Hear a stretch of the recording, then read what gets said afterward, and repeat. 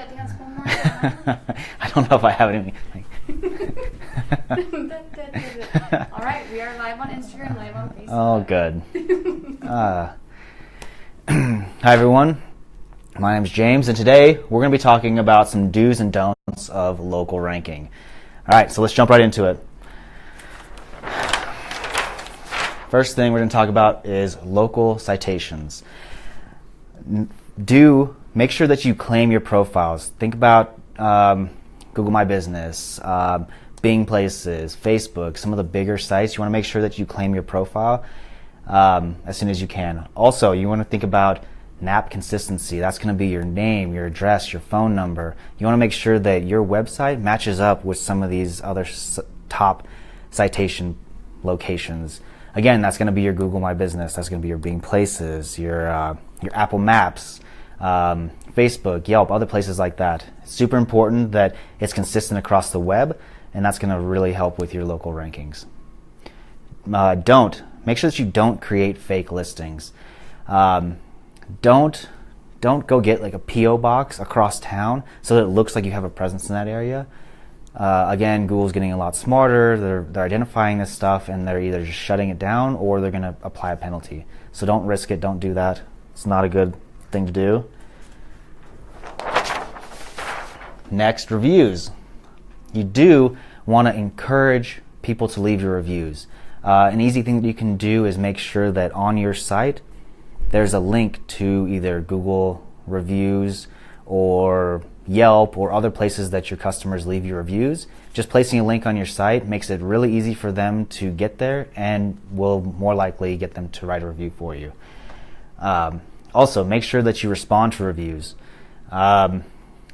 especially if it's a bad review, so that people later on, if they're coming through and they're reading your reviews, they see a negative one, but they see that you went out of your way to try to do what's right for them, then again, they're more likely to use your service because they know you won't leave them high and dry. Never pay for it. Paying for reviews is bad. There's services out there that make it seem like there's local reviews that you can pay for, but again, Google's getting smarter and smarter, and they're going to realize this, they're going to discount those reviews or even give you a penalty. So don't risk that. It's not worth it, and it's not worth the money to do it. Next thing we're talking about is content. You do want to write location-specific content. Think about also, timeliness, seasonality. Those are all hyper important. You wouldn't go and write content about furnace repair in Phoenix in June, right? No one's searching for it. It would just kind of die.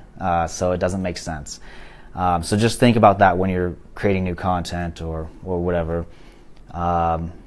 Don't keyword stuff. It's still happening. Don't do it. You want to make sure that you're writing natural language content for the reader. If it reads weird, people are likely not going to use your service because the content doesn't make sense, and Google's getting a lot better about understanding if the writing's unnatural or if it's over-optimized. So just don't do it. Make sure that you write something that the reader can actually read, and you'll be good. And also relevant. Yeah, make sure it's relevant. So those are a few of the many factors for local ranking, but these are some big do's and don'ts. If you have any more questions about it, go ahead and give us a call here at SEO Wizard, and we'll be glad to help you out. And yeah, have a great day. Thanks.